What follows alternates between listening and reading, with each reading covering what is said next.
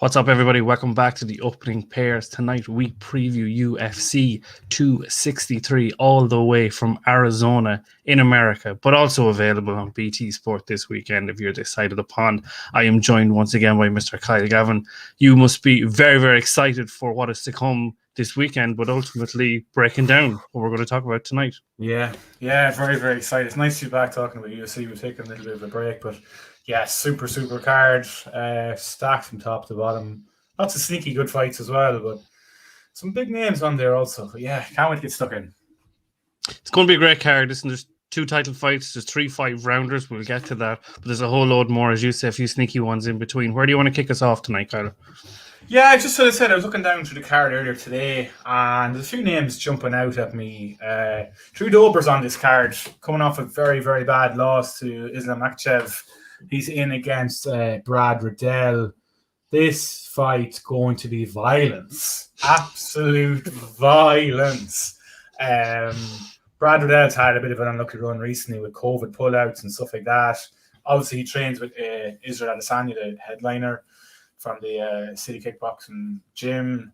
You know, like, he's cornered these guys as well. And as I said, Dober coming off a very bad loss. So 2 guys really scrapping for that contention in a very deep 155-pound division. To be fair, though, like, yes, he's coming off that loss, but like, Islam has turned himself into like a sneaky little kind of good fighter. Nobody wants to seemingly take him on, is kind of where we're coming at. So, like, you know, there's something in that as well that we need to kind of like point out. I think, yeah, listen, it's they've been putting on these kind of like pure violence fights now for a while. I remember the Shane Burgos fight from 263 kind of comes to, or 262, my apologies, come to mind. Where do you think this fight ultimately is won and lost? Yeah, it's a tough one. As I said, look, it's going to be absolute utter violence. The two guys don't take a backward step. For me, I just think Dober has a little bit more about him. I know, as you said, you rightly said, he's coming off that bad loss with Makhachev. Is going to do that to a lot more people than just him. Brad Riddell relies on his toughness an awful lot. And I just think, for me, Dober just has a little bit more nous to him. So, yeah, I'm going to lean towards Dober to just take it, but a very, very good fight lined up, though. Yeah, listen, it's one of these that kind of they wet your lips almost. You know, they really kind of get you into the night, is what I find with these sort of like sneaky good cards, kind of halfway up the kind of the rank. I think Joanne Calderwood is someone who I kind of want to talk about. She was on the pay-per-view end of things of UFC 257 at the start of the year, and this kind of fight with Lauren Murphy to me feels almost like a shootout for the next number 1 contender. Oh, it most definitely is. It definitely is. Lauren Murphy has been on a roll the last 2 years or so and just can't seem to get that title shot. Calderwood the same. She actually did have a title shot lined up and all. Lost a bit of patience, took a fight against Jennifer Maia, lost. And she kind of had to build herself, but not really very far back. But she got a win against Jessica Ai at 257. And yeah, definitely, it is. The winner of this has to fight the machine that is Valentina Shevchenko.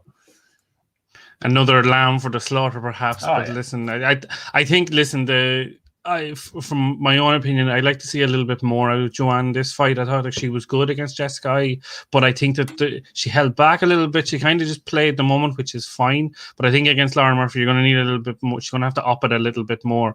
I think we're going to get a lot out of Lauren this weekend, and I wouldn't be surprised to see her take the W personally.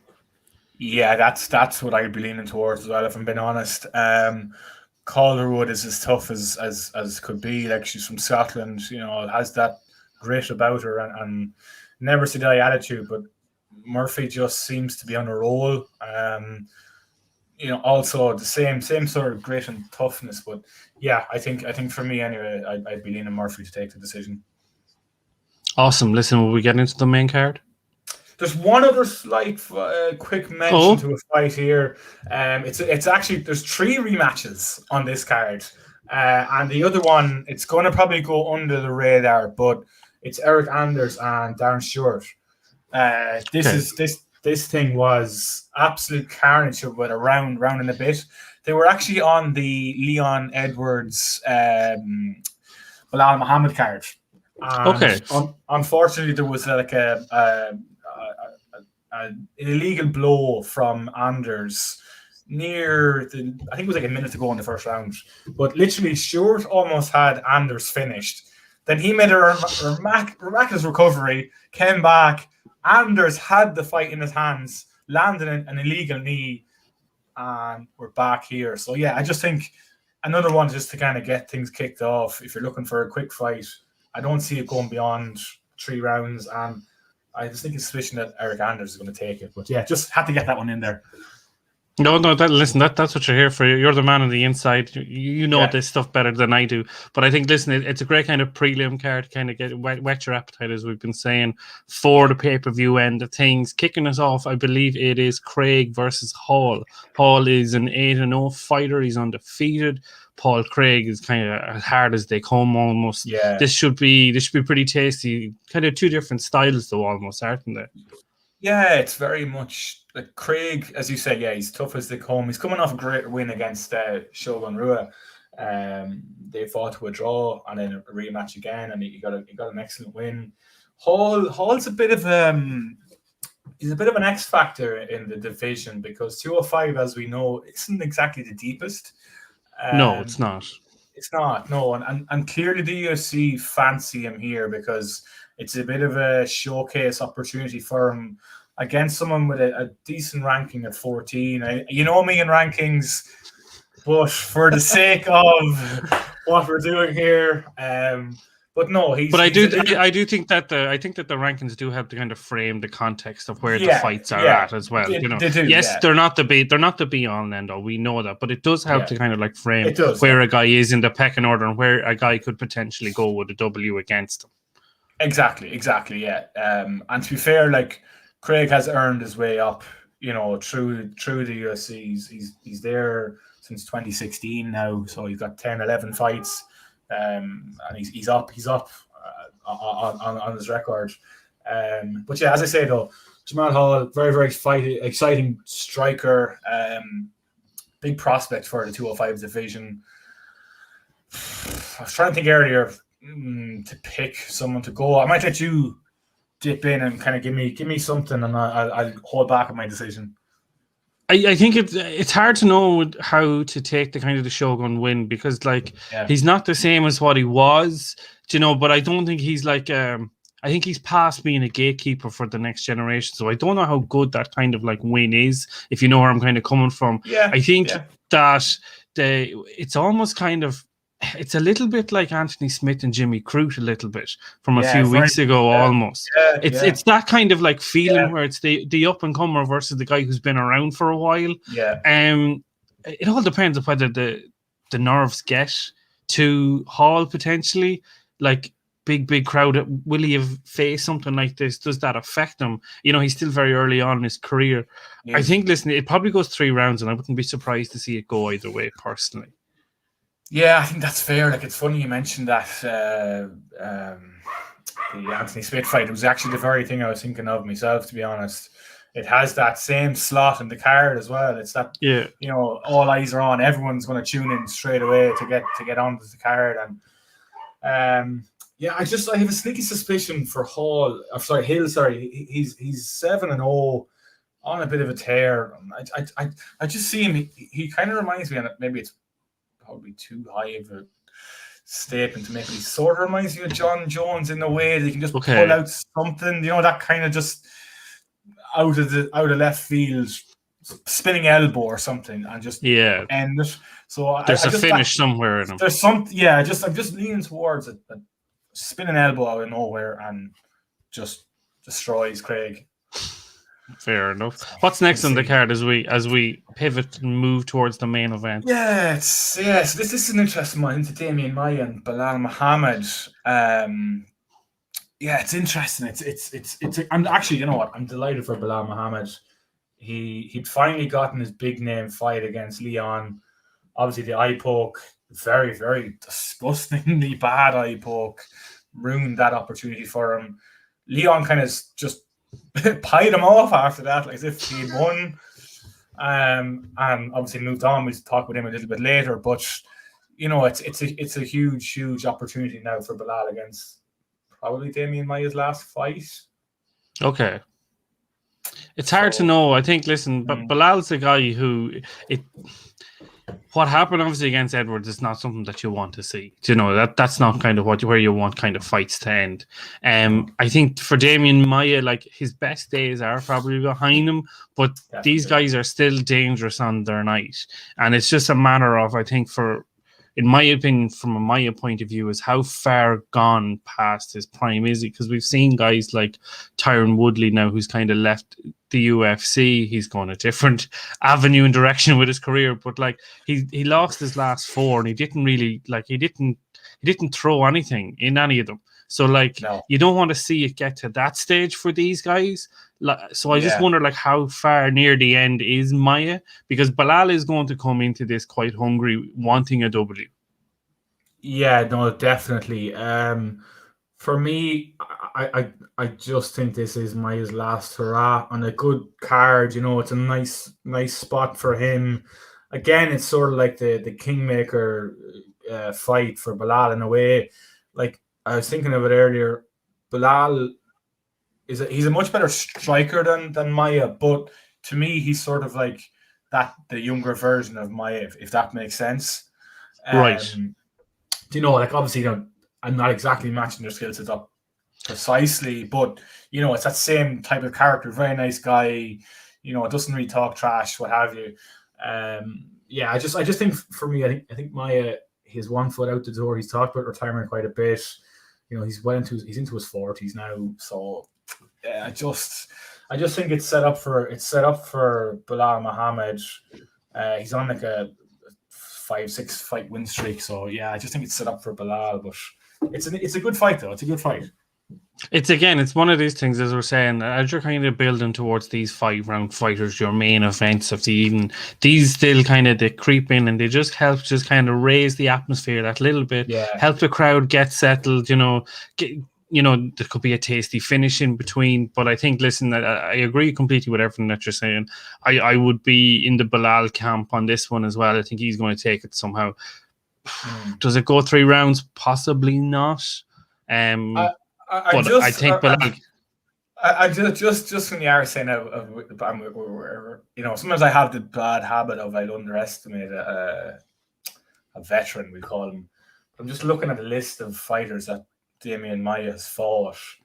He's fought Usman, Weidman, Woodley, Masvidal, Colby, your boy Chael Sonnen, Anderson Silva, and Ben Askren. Like, it's a who's who. It's an absolute who's who. But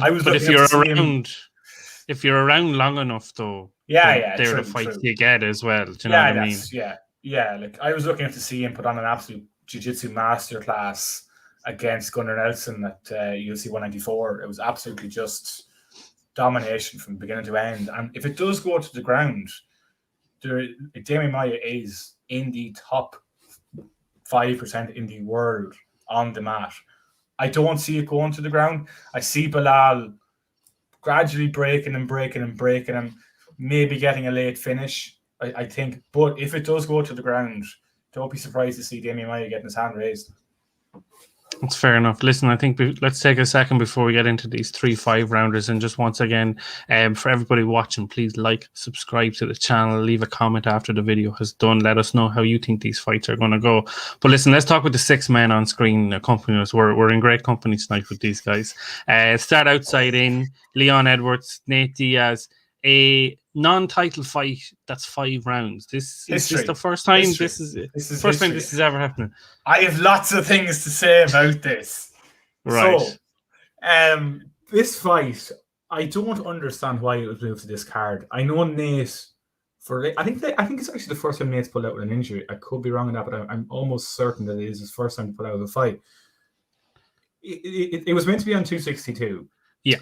So that was 4 weeks away, sort of 4 weeks ago, max, we'd say, roughly. Give or take.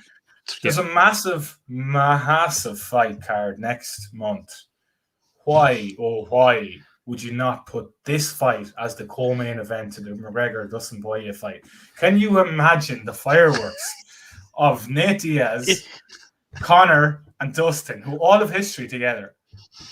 And then obviously you have Leon. Then looking for his slice of the pie. You have Leon. You have Leon, and you have Wonder Boy, and you have Gilbert Burns. Do you know, like, so? But look, it's here. So look, I'm going to let you take the lead here because I think you have a lot of things to say about Nate Diaz. I like both of these guys. I like Diaz a little bit more. I think this guy, you know, he is a needle pusher now. He wasn't before. I think that Leon is at an interesting position in his career. He's been out for so long, and then he's back, and then the unfortunate thing with Bilal. Then you know, we're hearing now that Colby's going to get the next shot against Usman. So then, if Leon with a W, does he wait again? It's just you kind of feel like, when is my time? I'll put it to you this way: if Nate Diaz wins Saturday night, he's fighting for the belt. He's getting 100%. He's fighting for that belt. He is, yeah. I think that there's something to this where, like, win or lose, either lad is fighting either Usman or Masvidal next. There's almost that sort of feeling about it. Like, if Nate loses, then the BMF rematch is there straight away. Yeah. Why not? Yeah. And I think the BMF. Exactly. Well, we'll see how 264 goes. Yeah. I think this is the first time we've seen Nate now since the BMF. Am I right in saying that? It is, yeah. It is. So listen, I will say Leon looks great. Like, in the bits that we've seen surface in the last kind of couple of weeks, he does look great. Nate always feels like he really doesn't give a fuck sometimes. And then he just rocks in and just lights the world on fire. Definitely. Yeah. Listen, there's so many different ways Yeah. How does the fight go? Like, because you could say 4 different ways, definitely, off the top of the head. I can't see Nate Diaz winning. I don't see how he does it, because Leon's a better striker. He's a better grappler. He's just an all-round better fighter. He just is. Like, Nate relies on his toughness far, far too much. And as we've always said, and I always say, there's only so far that can get you. Look, don't get me wrong. I love watching the Diaz's fight. I love watching it. There's talk of Nick coming back as well. And, you know, absolutely, they're heroes in the MMA sphere. And as you say, Nate just doesn't give a beep. But Leon Edwards is just a different animal. You know, the funny thing is about this fight is both fighters, their last win was 2019. Like, it's crazy when you think of it that way. But I just think, like, obviously the last fight for Leon is a bit of an asterisk beside it. We won't talk about that so much. It is what it is. But he looked very good in that first round. But he's on an 8-fight win streak. Nate Diaz is what, 2-1 or something in his last 3 fights. Like, he's 1 down, 1 up, 2 down. And I just think Leon just is laser focused on getting back that rematch with Usman. Like, Usman has a win over him, and he's mentioned him in many interviews that he's the guy he wants to fight. As we said, look, if Nate does win somehow, he's getting the fight. Yeah, he is getting the fight. But Diaz is the type of fighter that records, he doesn't really care. Like, he could go out Saturday night, get absolutely beaten from pillar to post for 5 rounds, and then say, "I won that fight, bitch." Like, you know, he just doesn't. You know what I mean? He's like, "Oh, he tried to take me down." Blah, blah, you know. So I don't see how Nate wins, because he just doesn't have that knockout power, and that's the only way I could see him potentially winning. Maybe if he gets to the ground and gets a submission off, like, he's an extremely good jiu-jitsu player, but Leon for me is just world class. Is there a fear though with Leon, and I'm going to kind of take this a different way, that Leon has been so maybe like he's got all this kind of like vent up frustration about how like things have gone, that like he wants to put on a big performance. He wants to put himself to the front of the queue. Does he maybe like unload in that first kind of 2 to 3 rounds, and then maybe gets tired, and then the whole kind of Nate's toughness hells up, and then he fires back, much the same in the kind of the Conor fight, how Nate kind of came back into it. I think that's maybe a way that Nate can win it. I don't know if he like wins it straight up from the first or the second round. I think it has to go deep, potentially. But is there anything, do you think, to what I'm saying there about Leon wanting to put on too much of a show? I know, I get what you're coming from. It's an interesting point. I don't, because the team Renegade, where Leon trains out of in Birmingham, like his brother is a Bellator fighter who trains with him. Joy Herbert. There's a few guys in that gym that are absolute killers. So, it potentially is a factor. I don't personally see it playing a role, because Leon, we've seen him even in that first fight with Bilal. He was out of the cage for whatever 2 years, and he just looked so smooth. He knows he's a veteran now, as is Nate, obviously, but he knows the Diaz toughness. Everyone does, and yeah, I do take your point that if he could get a stoppage over Diaz, it'd absolutely be unbelievable. Because aside from Masvidal on the technicality, I suppose, but it was a stoppage. No one's really done that. But any form of a win for Leon in particular, and especially over Nate Diaz, is just perfect for him. And I just think with the coaching team behind him and the training partners and what have you, I don't think so. But maybe the spotlight gets to him, but I'd be very, very surprised. Do you think that if he wins on Saturday, it's his biggest win of his career? Oh, that's a good question. It's hard to say it's not. Like, he has a win over Gunnar Nelson, and he's got a win over Donald Cerrone, who at the time when he was at 170, was not the cowboy that we see now that's basically retired. Yeah. You'd have to say that it would be. Yeah, like, he's got a win over RDA as well. But yeah, I suppose just for name recognition, it would be. Yeah, it would be. I think either way, it's going to be a hell of a fight, and I think the fact that they have given this the 5 rounds means that they're expecting something special from the two lads. That's the Diaz factor. Like, that's the absolute Diaz factor. Yeah. So listen, let's give a prediction. I presume you're going Leon. I'm going to go Leon by decision. Yeah, I'll have to go by decision. I just think that Diaz toughness is just still there. But what about yourself? I'm going to hold out. I think I'm talking myself more so into a Nate fight, really? into a Nate win. I think so. I don't know. Very interesting. Spice things up. It would spice things up massively for the year ahead. I think that. Yeah, I think that. I don't even know how to kind of put this in words. This is the strange thing. I think that there is something to Nate that you can't help but always have that thing in the back of your head that tonight's the night with him. And I think that there is more to him than the toughness. I just think that the toughness thing always seems to be like the first thing we speak about at times. But like there is a lot of like layers of quality in the guy as well. And that's not taking anything away from Leon. Like, I just want to just put that to one side also. Yeah. But I think that, Nate could come into this like, and I think there's more on Leon's shoulders than there is on Nate. Nate will rock in and he'll be and he'll cruise in and he'll cruise out and he'll do Nate things. And I think that there's a bit that I think Leon is going to be a little bit wound up. Not like hugely, but I think there'll be like a 2% in him that like will want this a lot more than Nate will want it. And I think that could play to Nate's strengths. And that's why I think Nate might get the W. Not a very technical. I'm not a very technical reason. No, to be fair, no, it's a good way of looking. That's why I asked you, because it's a good. I probably go too technically into it, like, and as we've said numerous times, at the end of the day, it is two men fighting each other. So psychology plays a massive role, and literally there is no one that is more bulletproof in the mind than the Diaz's. Like, they are absolutely, they play that stupid guy role very well, but they're the clever guy in the corner, really, and they're fooling everybody. Look, and as I said, I did say earlier that Nate does rely on his toughness, but like, there is a lot more obviously to the guy. Like, his cardio is fantastic, because jiu-jitsu is amazing. He's got great boxing. He uses his length very well. Richard Perez is his boxing coach, and the two of them have literally, he's like a father figure to him.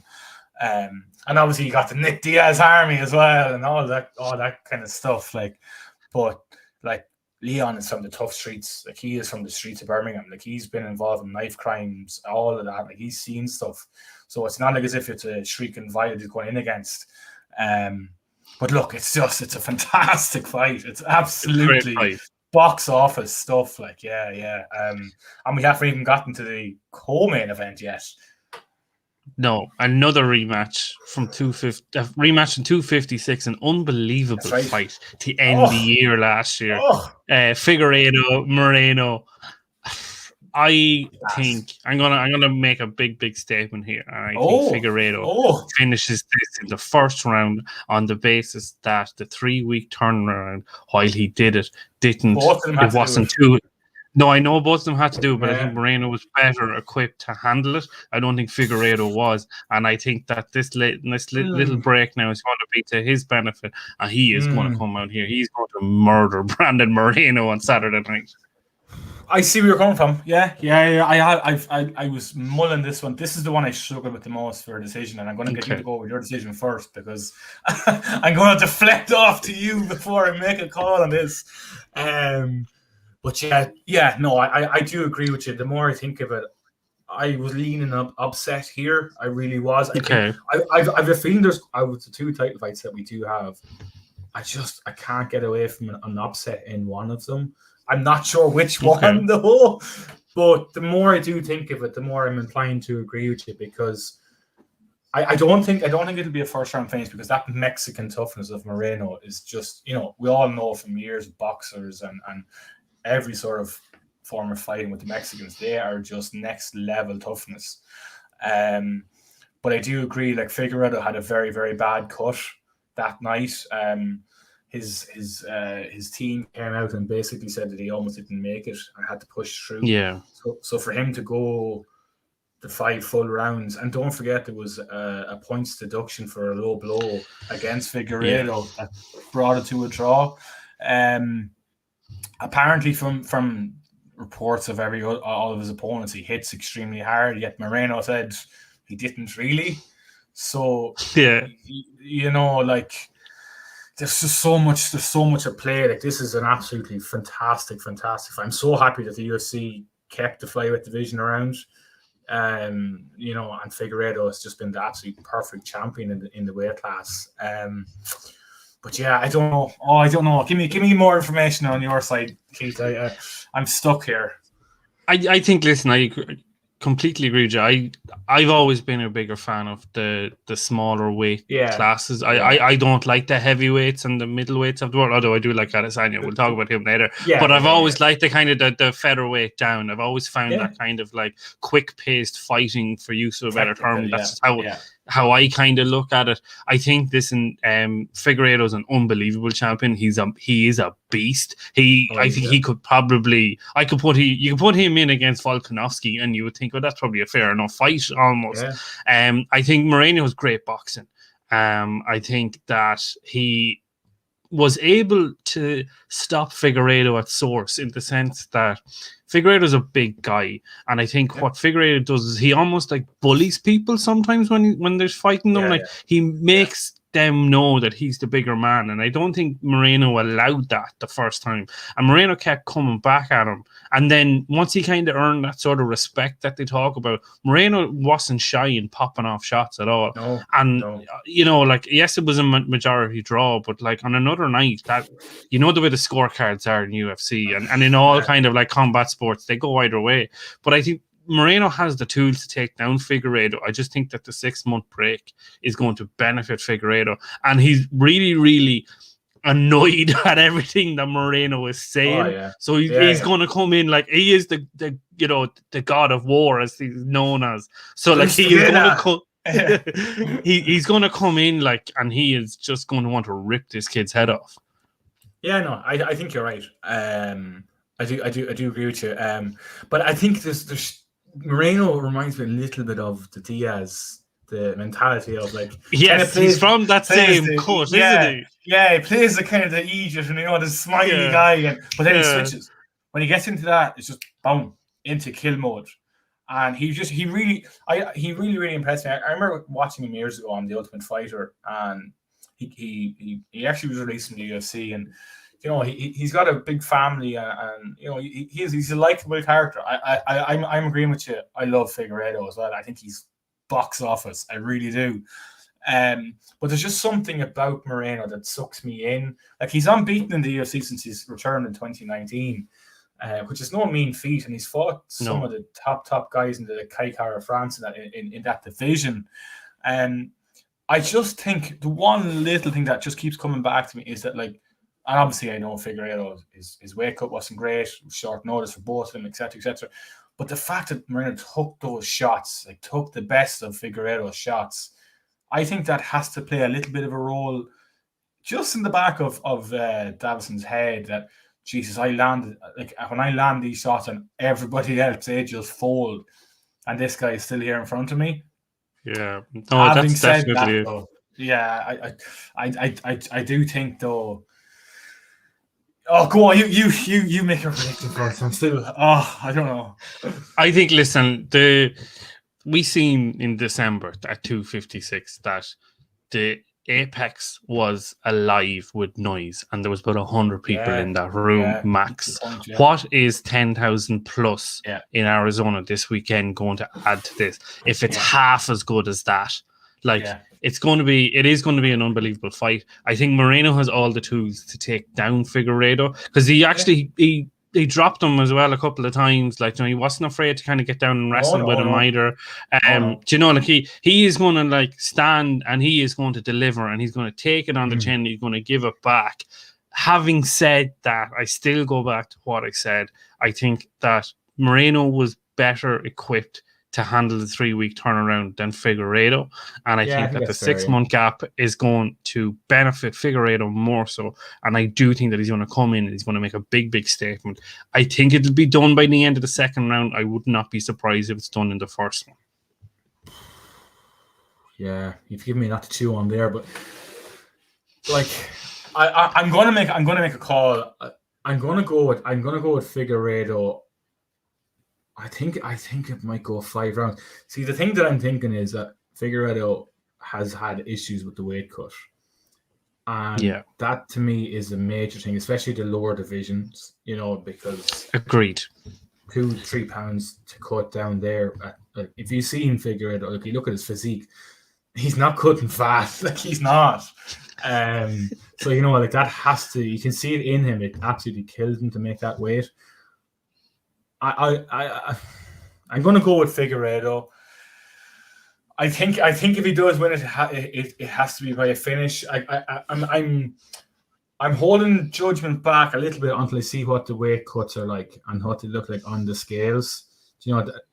I think if we're looking for an upset, this is the fight to look for out of the 2 title fights. I would agree with that. And I just think the weight cut plays such a massive factor in this fight. I am going to lean towards Figueiredo for now, with an asterisk beside it, but obviously weight cut dependent. I just want to mention one character that if people are tuning in during the week to the embeddeds and the countdowns and stuff, Figueiredo's manager, Walid Islam, absolute bonkers character. He's worth the admission alone to listen to him speak. Honestly, the guy is fantastic. So if you get a chance to see him at any point during the week, tune in. Yeah, listen, it's going to be a really, really good fight one way or another. And I think there's a feeling almost as we're talking of, like, what we were saying for 262, where, like, we don't mind which of them wins. Do you know, like, we'd be happy to see either of them as champion. But listen, let's get on. Main event, Israel Adesanya, Marvin Vettori. Rematch, third rematch, as you say, on the card. The Vettori nonce, as I want to kind of half call it, this kind of renaissance of the guy. This all kind of stemmed for him a little bit, taking that short notice fight against Hermanson, taking that W, kind of really, kind of blew him up the rankings. Then obviously had that short notice fight against Big Mouth Kevin Holland, smothered him for 25 minutes. Robert Whittaker couldn't take the fight, and so he's the next man in line.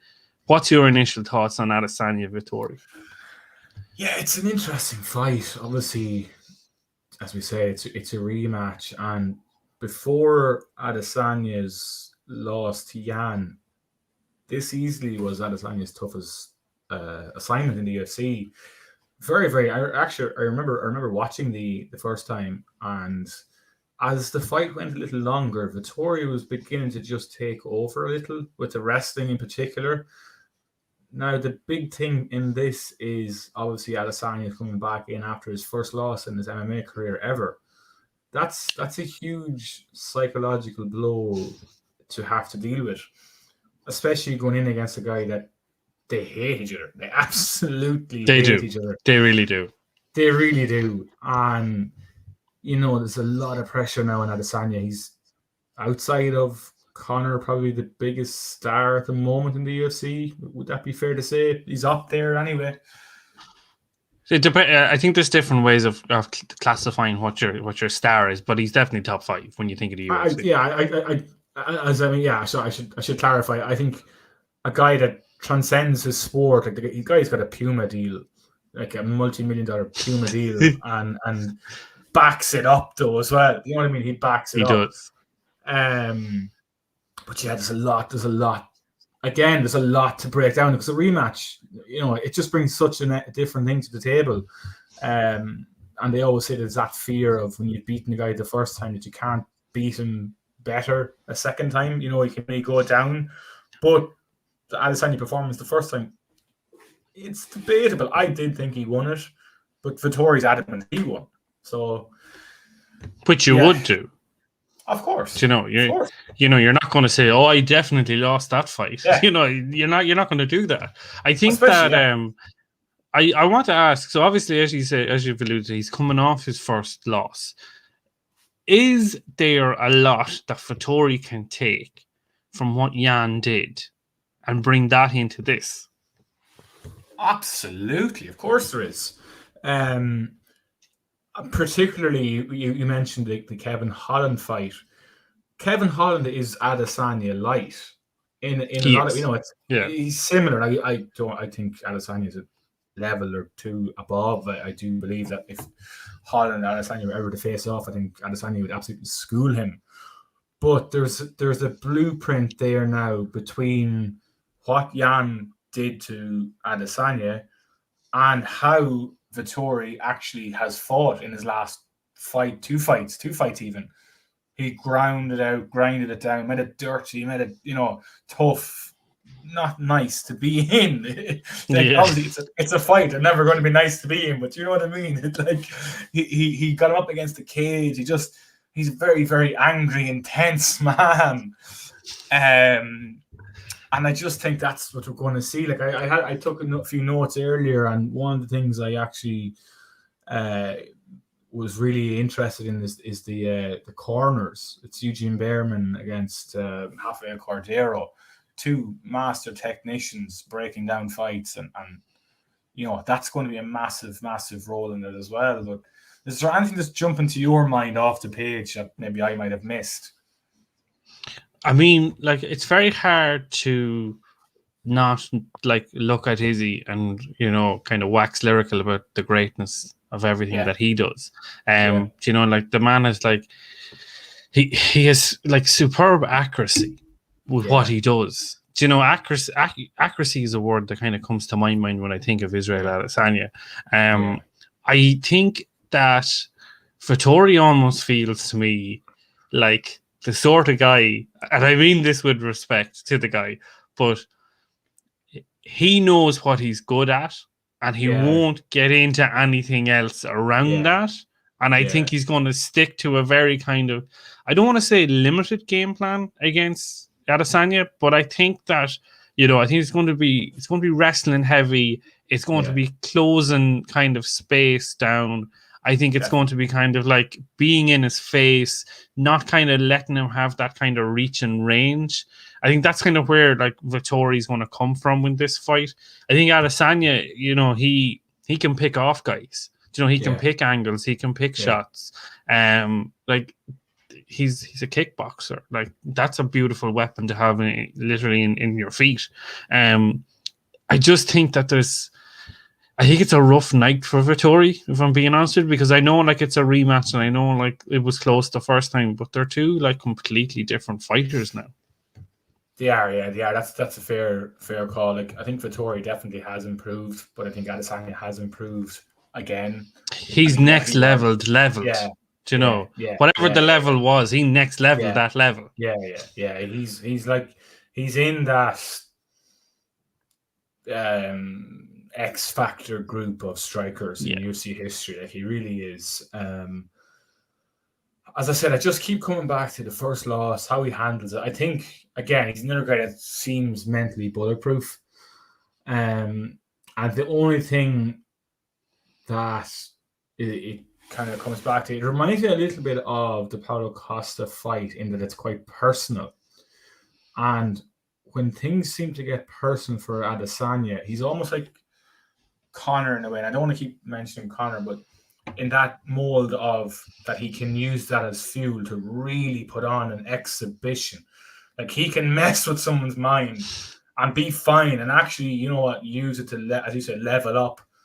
But the other guy's in a knot. And I just think Vettori is made for him, that he's going to come charging in like a big Italian bull, looking for blood and get picked off. The only thing is, I'm saying about Cordero, they call him Master Cordero, because they treat him with so much respect. He's Kevin Gastelum's head coach as well, and he's really improved him.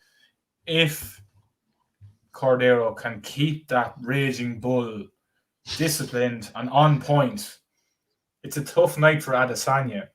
I think the size factor is another thing. The fact that they're basically the same size, whereas when Blachowicz got Adesanya down, it was sheer weight that kept him down. I worry a little bit what I seen from Adesanya down there, though. Like, he was obviously, fighting up a weight class, but he didn't show any even technique to try and get up. He tried to power his way out, which is not what you want to see. If you see a champion down on the mat, you want to see him at least show good technique, good strong guard. We didn't see any of that. We've just kind of seen him accept the position and try and wait the round out. So if Vettori can get him down and hold him down, it's going to be a long, long night. I don't see it happening, though, to be honest. No, I don't. I think, listen, and it's nothing against Vettori again. I think that he is a fighter that has come on leaps and bounds in the last while.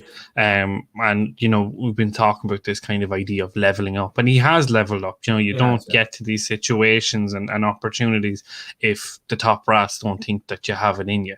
I just think that, with all being said, that regardless of, the loss, like, Izzy seems like a guy who, just kind of like, he'd wake up the next morning and he'd be just sort of like, well, that happened and we go again. And I think he's almost going to, the loss at 205 is going to make him want to be the king of 185 just that little bit more. To be like, this is my division. Don't you lot think now that you've got an in now. Like, I own this division.